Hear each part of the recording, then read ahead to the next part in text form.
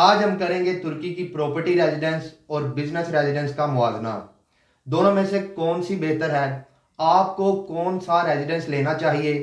इसी के साथ हम बात करेंगे कि अगर आप फैसला लेना चाहते हैं तो कौन से पॉइंट आपको मद्देनजर रखने चाहिए। हमारे साथ हैं अली अकबर साहब। अस्सलाम वालेकुम सर, क्या हाल है? वालेकुम अस्सलाम कलीमुल्लाह। मैं ठीक हूँ, आपका क्या हाल है? अल्हम्दुलिल्लाह सर, मैं ठीक हूँ। सर, आज का टॉपिक हमारे लिए बहुत अहम है, खास तौर पे उन भाइयों के लिए जो कंफ्यूज हैं कि तुर्की में प्रॉपर्टी रेजिडेंस लें कि बिजनेस रेजिडेंस लें। तो मैं आपसे ये जानना चाहूंगा कि तुर्की की प्रॉपर्टी रेजिडेंस और बिजनेस रेजिडेंस में क्या फ़र्क है। जी कलीमुल्लाह, वाकई ये बहुत अहम टॉपिक है। जी सर, बहुत शुक्रिया। अच्छा, ये टॉपिक चूज़ करने की मेन वजूहात क्या है? अब बहुत से लोग गलत डिसीजन लेते हैं जब उनके पास पैसा कम है और वो कम पैसे के साथ बिजनेस करना चाहते हैं। तो यकीन करें, मुझे ऐसा लगता है कि एक बंदा डॉक्टर है और वो मेरे पास आता है, वो कहता है कि मैं हवाई जहाज़ चलाना चाहता हूँ, तो मुझे अब हवाई जहाज़ चलाने दें, मैं टेक ऑफ भी करूँगा और इसी तरह से जो है ना मैं लैंडिंग भी करूँगा। तो आप ये समझ लें कि आपके उस वक्त क्या तासरात होंगे कि जब आपको पता है कि ये बंदा डॉक्टर है और ये आपसे जहाज़ उड़ाने के लिए कह रहा है कि बस तुम मुझे बैठे दो पायलट की सीट पे और मैं टेक ऑफ भी मैं ही करूँगा, लैंडिंग भी मैं ही करूँगा। तो फिर अगर ऐसा बंदा टेक ऑफ करता है, ठीक है, तो आपको पता है फिर लैंडिंग कैसे होगी कि वो डॉक्टर साहब जो है उसे हो सकता है कि अपने हॉस्पिटल में भी जाना नसीब ना हो। तो इसलिए ये सबसे अहम बात है कि जब जब आपने इस मिसाल से मुराद क्या है, मैं थोड़ी सी एक्सप्लेनेशन आपको करता हूँ। आपने अपनी ज़िंदगी के 10 साल, 15 साल, 20 साल, 25 साल जॉब की। जब आप जॉब करते हैं तो आप 8 to 5 या 8 to 6 आप डेली जो है काम पे जा रहे होते हैं। आपकी जॉब्स की जो रोल्स एंड रिस्पॉन्सिबिलिटीज़ होती हैं आपको पता होता है कि मैंने ये काम करना है। आप अकाउंटेंट हैं तो आप उसी अकाउंट से मुतल्लिका काम करते हैं। आप लॉयर हैं, लॉयर की ड्यूटीज़ अपनी होती हैं। आप एचआर मैनेजर हैं, आपकी अपनी ड्यूटीज़ हैं। आप इसी तरह से सपोज आप कोई भी काम कर रहे हैं तो आप अपने फील्ड में एक्सपर्ट हो सकते हैं और आपकी रिस्पॉन्सिबिलिटी स्पेसिफिक होती हैं। लेकिन जब आप बिजनेसमैन होते हैं तो आप किसी एक चीज़ में प्रोफेशनल होने की बजाय आप पूरे बिजनेस की मैनेजमेंट में आपका रोल होता है। हर डिपार्टमेंट को आप मैनेज कर रहे हैं। सपोज करें आपकी कंपनी में 10 डिपार्टमेंट हैं, हर डिपार्टमेंट का एक हेड है, आप हर एक बंदे को रिस्पॉन्सिबिलिटीज असाइन कर रहे हैं और उससे आप काम ले रहे होते हैं। तो आप मैनेजर होते हैं, सबसे अपना टास्क वो सारे रिपोर्टिंग कर रहे हैं और आप देख रहे हैं टास्क कंप्लीशन हो रही है या नहीं हो रही।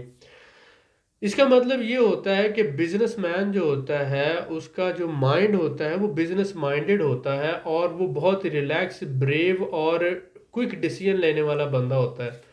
वो बहुत ज़्यादा सोच विचार नहीं करता और वो ये देखता है कॉस्ट एंड बेनिफिट एनालिसिस के साथ साथ वो रिस्क का भी एनालिसिस करता है और देखता है कि रिस्क मिनिमाइज कैसे किया जा सकता है और उसके बाद वो डिसीजन ले लेता है। अब अगर आप टर्की की प्रॉपर्टी रेजिडेंस लेते हैं तो इसमें सिंपल सी बात ये है कि मैं सुजेस्ट ये करता हूँ कि आप अगर सारी ज़िंदगी आपने जॉब की और आपके पास 30 लाख है, 40 लाख है, 50 लाख रुपया है, तो आप क्यों प्रॉपर्टी रेजिडेंस लें? क्यों आप प्रॉपर्टी खरीदें कि आप दुनिया में जो सबसे सिक्योर इन्वेस्टमेंट है, पूरी दुनिया में जो सबसे सिक्योर इन्वेस्टमेंट है, वो वेल थॉट और वेल रिसर्च प्रॉपर्टी जब आप फाइंड कर लेते हैं, उसको आप खरीद लेते हैं, तो वो दुनिया की सबसे अच्छी और सबसे सिक्योर इन्वेस्टमेंट गिनी जाती है। प्रॉपर्टी के बाद दुनिया की सबसे अच्छी इन्वेस्टमेंट जो है वो गोल्ड में होती है। और अगर इसके बाद मैं कहूँ अपने हिसाब से तो मुझे लगता है फार्मिंग बिजनेस, गोट फार्मिंग या काउ फार्मिंग, ये तीन जो चीज़ें हैं, इन तीनों में सबसे ज़्यादा आपकी इन्वेस्टमेंट सिक्योर होती है। प्रॉपर्टी में, गोल्ड में और फार्मिंग बिजनेस में, जानवर पालने में। तो ये आपकी मर्जी है। लेकिन अब जब हम बात करते हैं प्रॉपर्टी की, तो आप जब प्रॉपर्टी खरीद लेते हैं, सपोज आपके पास 50 लाख रुपए, आपने 30 लाख की प्रॉपर्टी खरीद ली, 35 की खरीद ली, आपके पास 10 से 15 या 15 से 20 लाख रुपए बचता है। प्रॉपर्टी खरीदने पर आपका लीगल जो है रेजिडेंस आपको मिल जाता है, रहाइश मिल जाती है, तो आप लीगली रहने के आप एलिजिबल हो जाते हैं। उसके बाद फिर क्या होता है कि आप सोल प्रोप्राइटरशिप या कम जो है कैपिटल वाली कंपनी एलएलसी रजिस्टर्ड करवाते हैं। आपका पूरा खर्चा होता है $500, $600 ज़्यादा से ज़्यादा, यानी अगर सोल प्रोप्राइटरशिप करवाएंगे तो आपका उसमें तो कैपिटल की रिक्वायरमेंट नहीं है, ज़ीरो है उसमें रिक्वायरमेंट, और आप अकेले बिजनेस कर सकते हैं, यानी शॉप डाल सकते हैं, ग्रोसरी स्टोर बना सकते हैं, कोई भी सर्विसेज दे सकते हैं जिसमें आप मुलाजम नहीं रख सकते। अगर आप 2 3 4 मुलाजम रखना चाहते हैं तो आप एलएलसी रजिस्टर्ड करवाते हैं। अब एलएलसी जब आप रजिस्टर्ड कराएंगे, प्राइवेट लिमिटेड जिसे हम कहते हैं, तो आप 2 3 4 बंदे मुलाजम रख सकते हैं, वो 500 600 $700 में रजिस्टर्ड हो जाएगी। क्योंकि आपके पास पहले रेजिडेंस है तो आप कम पैसे वाली जो कंपनी है, 25,000 टर्किश लीरा, उसका 25% आप पे करके, यानी $400 500 पे करके 200 250 अकाउंटेंट को दे के वो कंपनी रजिस्टर्ड करवा के आप लीगली बिजनेस कर सकते हैं। इसका मतलब ये हुआ कि बिजनेस करने के लिए आपको ज़्यादा से ज़्यादा पैसा कितना चाहिए होगा, $700 800, या अगर बहुत ज़्यादा अगर आप कहते हैं तो $1,000। तो आप किस बेस पर, प्रॉपर्टी आपने पहले खरीदी हुई थी, प्रॉपर्टी रेजिडेंस ली हुई थी, तो इस वजह से आप सोल प्रोप्राइटरशिप या बिजनेस रेजिडेंस ले लेते हैं, यानी बिजनेस कंपनी रजिस्टर्ड करवा लेते हैं और बिजनेस भी कर लेते हैं। तो आपका दोनों काम ही हो गया, आपकी रेजिडेंस भी होगी और बिजनेस भी हो गया ये, और बहुत सस्ते में हो गया। ये है कि आपकी इन्वेस्टमेंट सिक्योर है। अब आ जाते हैं बिजनेस रेजिडेंस की तरफ, जो प्योर बिजनेस है विदाउट प्रॉपर्टी, प्रॉपर्टी खरीदे बगैर। अब फर्ज करें कि आप एक ऐसे बंदे जिसके पास 40 लाख रुपया है, आप आते हैं तुर्की में और आकर आप ना कंपनी रजिस्टर करवाते हैं।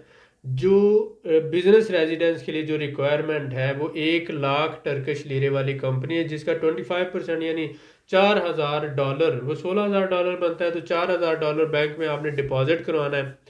1 साल के लिए आपने ऑफिस का रेंट पे करना है या रेंटल एग्रीमेंट करना है। उसके साथ आपने 5 वर्कर जो है ना वो हायर करने हैं, और फिर 1 साल के लिए अकाउंटेंट हायर करना है, फिर लॉयर को पैसे देने हैं।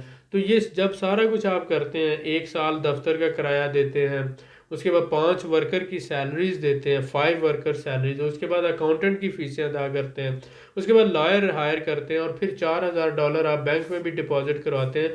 तो ये सारा काम करते हुए आपका तकरीबन जो है 10,000 से $12,000 खर्चा हो जाता है पूरे सेटअप पे। पूरे सेटअप पे आपका 10 से $12,000 खर्चा हो गया। अब ये इतना खर्चा होने के बाद आपको प्रॉपर्टी रेजिडेंस मिल गई, उसके बाद आपने काम शुरू कर लिया। जब आपने रेजिडेंस मिलने के बाद काम शुरू किया तो 2 4 महीने आप किराए देते रहे, काम करते रहे। आप 4 5 महीनों में आपको समझ आई कि यार ये बिजनेस तो लॉस में जा रहा है, ये मैनेज नहीं हो रहा, मेरा तो जितनी अर्निंग होनी चाहिए थी, लैंग्वेज मुझे नहीं आती, मामलात की मुझे नहीं समझ है, लोगों को जो है मैं बेहतर मैनेज नहीं कर पा रहा, यहाँ का जो बिजनेस इन्वायरमेंट है या बिजनेस कल्चर है इसको समझ नहीं पा रहा हूँ, ये तो बिजनेस ही नहीं ठीक था, मुझे तो ये करना ही नहीं चाहिए था, यहाँ पे तो ये नहीं चल रहा, मुझे फलां बंदे ने कहा था ये बहुत अच्छा चलता है लेकिन ये तो मुझे हर महीने इतना लॉस हो रहा है।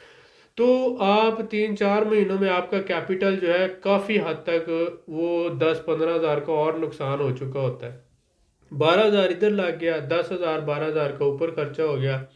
इतने तो पैसे थे आपके पास, यानी 20 25 हज़ार डॉलर ये पैसे थे आपके पास। अब क्या हुआ, अब मसला यहीं पर क्रिएट हो जाता है कि आपके पास जो पैसा था, जो आपकी सारी ज़िंदगी की जमा पूंजी थी, वो बिज़नेस सेटअप बनाने में, और सेटअप बनाने के बाद बिज़नेस रेजिडेंस लेके उसको 4 5 महीने सिर्फ उसके अखराजात बर्दाश्त करने में, उसके लॉसेस बर्दाश्त करने में वो ज़ाया हो गया। अब अगर 4 या 5 या 6 महीनों बाद आप खड़े हुए हैं ऐसे, आपका बैंक अकाउंट भी खाली है, आपकी एज भी उस वक्त 50 साल है, 45 साल है, या 40 प्लस हैं आप, तो क्या आप दोबारा ज़ीरो से स्टार्ट करने के काबिल हैं? क्या आप इस पोजीशन पर हैं? आपके ऊपर फैमिली की जिम्मेदारियां होती हैं, आपके ऊपर अपने बच्चों की जिम्मेदारियां होती हैं, और उससे बढ़कर, सारी चीज़ों से बढ़कर आपके ऊपर आपकी अपनी जिम्मेदारी होती है। क्योंकि जैसे जैसे बंदा उम्र में बढ़ता जाता है, एज में बढ़ता जाता है, वैसे वैसे उसे वो ज़्यादा मेहनत नहीं कर सकता, ज़्यादा काम नहीं कर सकता, और वो उसके पास पैसा होना चाहिए, उसे रेस्ट की भी ज़रूरत है, सिक्योरिटी की भी ज़रूरत है, और वो अपना कोई भी पैसा रिस्क में नहीं डाल सकता।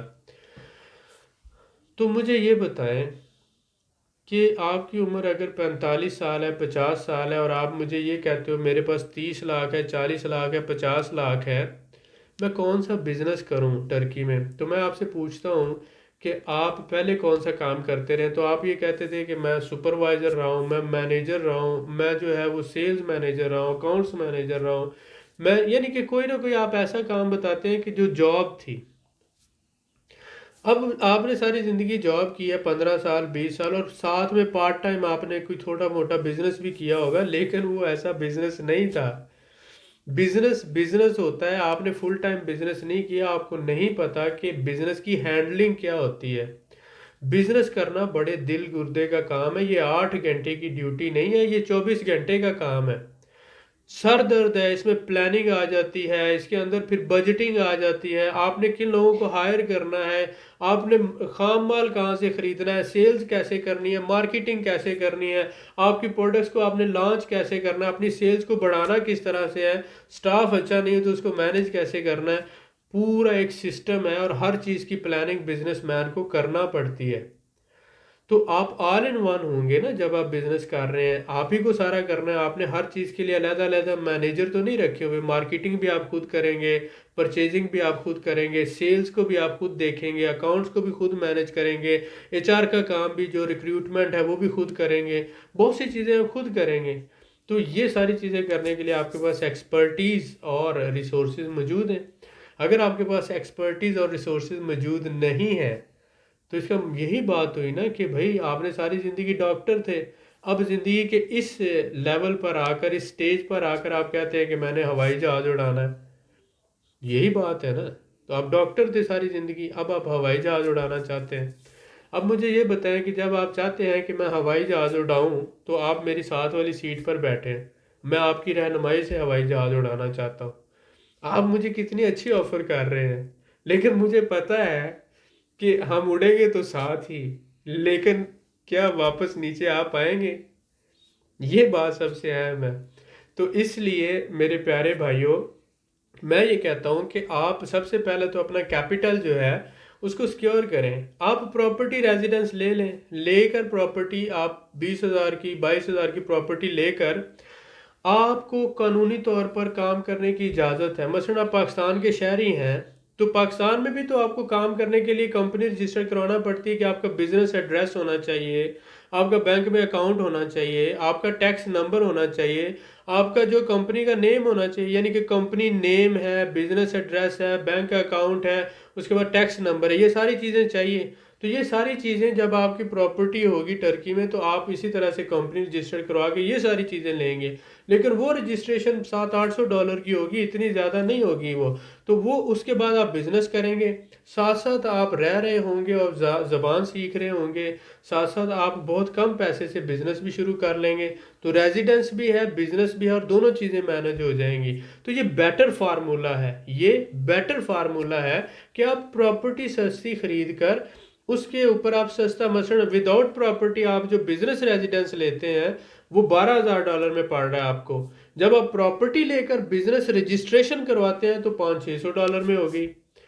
तो इसका मतलब प्रॉपर्टी के साथ बिजनेस करना ज़्यादा आसान है, सस्ता है। विदाउट प्रॉपर्टी बिजनेस रेजिडेंस लेना महंगा पड़ता है और उसमें नुकसान के चांसेस जो हैं वो बहुत ज़्यादा है। अब अगर हम बात करते हैं कि ये तो मैंने बताया आपको कि प्रॉपर्टी रेजिडेंस का और बिजनेस रेजिडेंस का कंपैरिजन करें आप, फैसला आप करें। अगर आप बिजनेसमैन हैं तो क्या आप बिजनेस को लेके चल सकते हैं, उसके सेटअप की कॉस्ट बर्दाश्त कर सकते हैं, आपके पास बैकअप कैपिटल मौजूद है, बिजनेस को हैंडल कर सकते हैं, पहले 4-5 महीने लॉस में जाएगा, आप उसके अखराजात बेयर कर सकते हैं। ये सारा कॉस्ट एंड बेनिफिट एनालिसिस करें।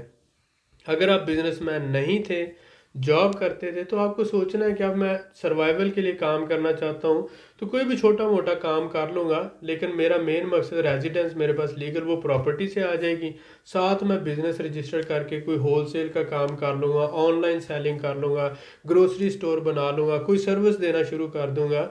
तो ये जो चीज़ें हैं वो साथ हो सकती हैं। तो इसलिए इन दोनों का कंपैरिजन आप मेरे से ज़्यादा अच्छा कर सकते हैं। तो आप बैठ के इसको ज़रूर सोचें, बराए मेहरबानी। जी सर, माशाल्लाह, बहुत शुक्रिया सर आपका, आपने बड़ी तफसील से गाइड किया। सर मैं आपसे ये जानना चाहूँगा कि हमारे बहुत से जो बिजनेसमैन भाई हैं वो तुर्की में बिजनेस रेजिडेंस लेने की ही कोशिश करते हैं। जी जी। तो बिजनेस रेजिडेंस पे बाद में उन्होंने अपनी फैमिली को भी शिफ्ट करना होता है तुर्की में।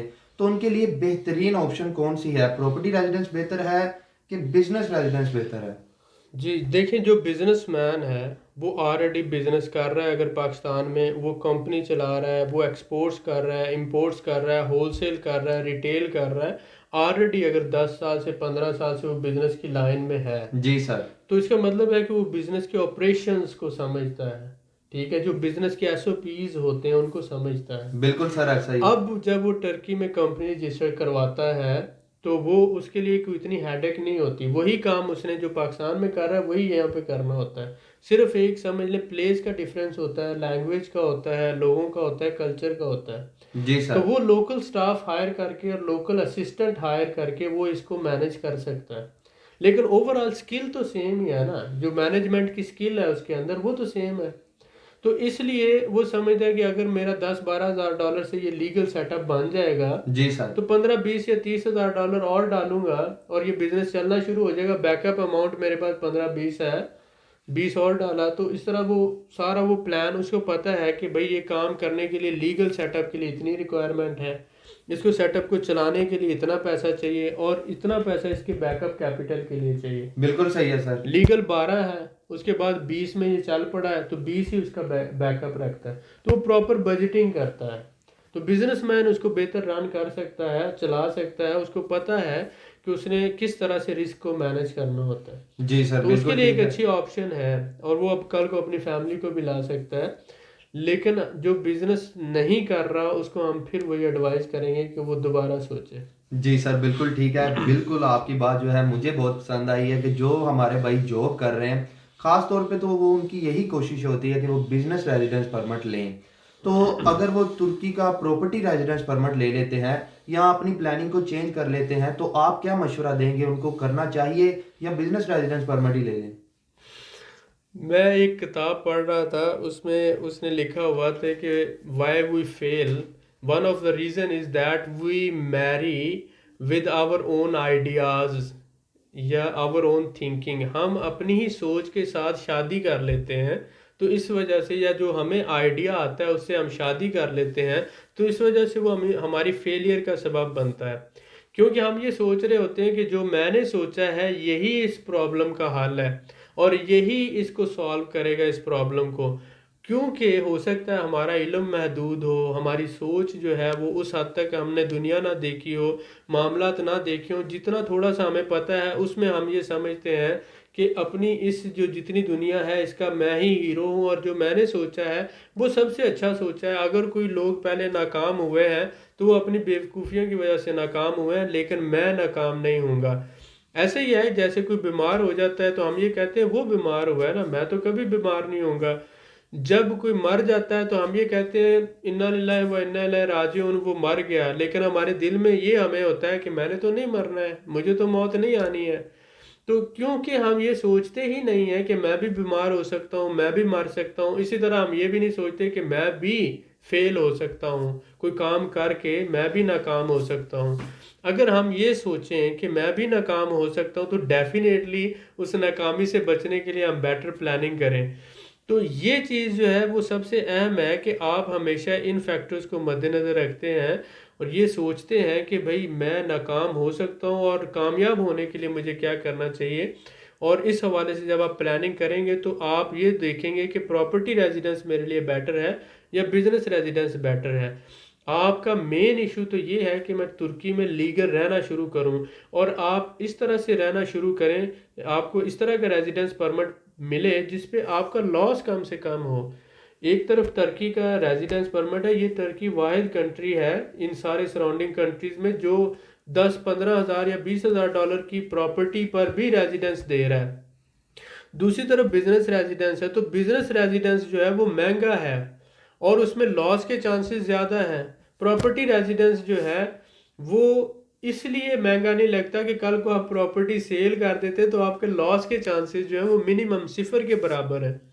तो इसलिए हम ये कहते हैं कि आपकी प्रॉपर्टी आपकी सिक्योर है, पैसा आपका सिक्योर है।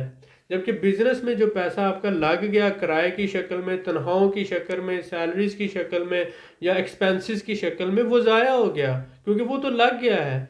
यहाँ पे जो पैसा लगाया प्रॉपर्टी में वो ज़ाया नहीं हुआ और वो दोबारा आपकी जेब में आ जाएगा। अगर आप यहाँ से दोबारा वापस अपने ही मुल्क जाना चाहते हैं, आप यहाँ पे एडजस्ट नहीं हो पाते, बहुत सी चीज़ें होती हैं जो किस्मत के साथ मुंसलिक होती हैं, बहुत से मामलात होते हैं। हो सकता है कि यहाँ का पानी, यहाँ की आबो हवा, यहाँ के लोग, यहाँ का मुआशरा, यहाँ का सिस्टम आपको ना पसंद आए, या आपकी मतलब कुदरती तौर पर आपकी किस्मत में ना हो। बहुत सी चीज़ें हम कुछ और प्लान करते हैं, कुदरत का एक अपना प्लान होता है। तो इसलिए बैकअप प्लान के तौर पर आपने ऐसा काम करना होता है कि आपके पास निकलने का रास्ता होना चाहिए। ये नहीं कि आप कश्तियाँ चलाकर आ गए हैं और बस अब ज़िंदगी और मौत यहीं पर है। ऐसा अगर होता तो वो फिर ये होता है कि फिर लॉस भी हो जाए तो फिर जो अल्लाह के हवाले। लेकिन मेरे ख्याल में कश्तियाँ कभी नहीं जलानी चाहिए, हमेशा से बैकअप प्लान ज़रूर रखना चाहिए। जी सर, बिल्कुल ठीक है सर। मैं आपसे ये जानना चाहूँगा कि जैसा कि हमने जॉब की बात की, बिजनेसमैन बंदे की बात की, तो मैं आपसे उन लोगों के बारे में जानना चाहूँगा जो किसी मजबूरी की वजह से इंडिया से, बर्मा से, सऊदी अरब से, दुबई से हमारे भाई अपनी फैमिली के साथ तुर्की शिफ्ट होना चाहते हैं।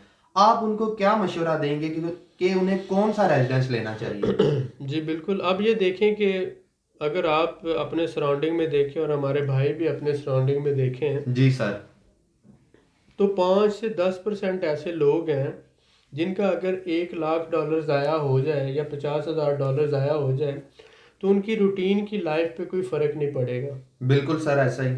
लेकिन 80% या 85% ऐसे लोग हैं जिनका अगर $1 लाख ज़ाया हो जाए तो उनकी सारी ज़िंदगी उस दोबारा उसको $1 लाख को कमाने में लग जाएगी। अगर वो 30 साल के हैं तो एवरेज लाइफ क्या है, 60 साल, 65 साल, 70 साल। जी सर।